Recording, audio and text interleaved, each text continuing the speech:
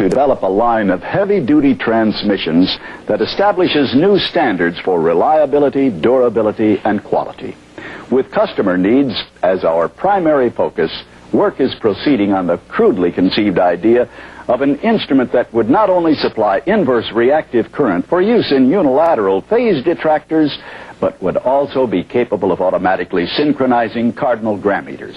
Such an instrument is the Turbo-Encabulator. Now, basically, the only new principle involved is that instead of power being generated by the relative motion of conductors and fluxes, it's produced by the modial interaction of magneto-reluctance and capacitive duractance. The original machine had a base plate, prefamulated amulite, surmounted by a malleable logarithmic casing in such a way that the two spurving bearings were in a direct line with the panometric fam. The latter consisted simply of 6 hydrocoptic Marsal vanes so fitted to the ambifacient lunar wane shaft that side fumbling was effectively prevented. The main winding was of the normal Lotus-O delta type, placed in panendermic semi-boloid slots of the stator, every 7th conductor being connected by a non-reversible tremie pipe to the differential girdle spring on the up end of the gram meters. The Turbo-Encabulator has now reached a high level of development, and it's being successfully used in the operation of Nofer trunnions.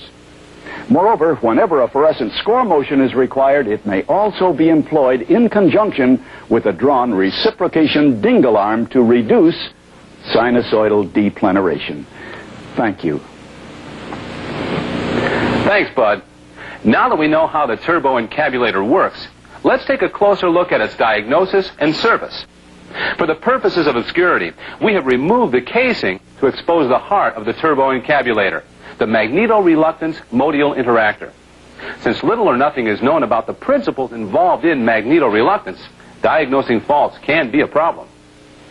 Connect the DRB2 to the aft end of the MOXIE interrupter using special adapter WU-PD2, making sure the osmolality of the phase detractors is not extrapolated. Begin the test by selecting model year, transmission systems, and Turbo-Encabulator run test. If there are any system faults, they will be displayed in secret code on the DRB2 display. It's a simple head code. Anyone can catch it.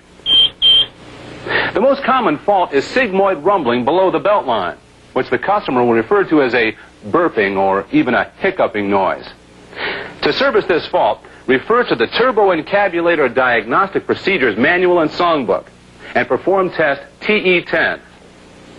Using the Geiger scale on the DRB2, measure the Roentgen output of the capacitive reactance flux muster. If it is above 10 RGs, replace the unit. If it is below 10 RGs, you will be directed to perform a series of tests that will effectively raise the billable hours for the service department, but will perform no other useful function. All other faults should be treated as if they do not exist, and the customer should be told that the burping or hiccuping is normal and is caused by too much gas in the fuel system. Well, that's about it for this month's Master Tech. Be sure to watch next month when we'll cover ashtray and cigarette lighter operation, diagnosis, and repair. See you then.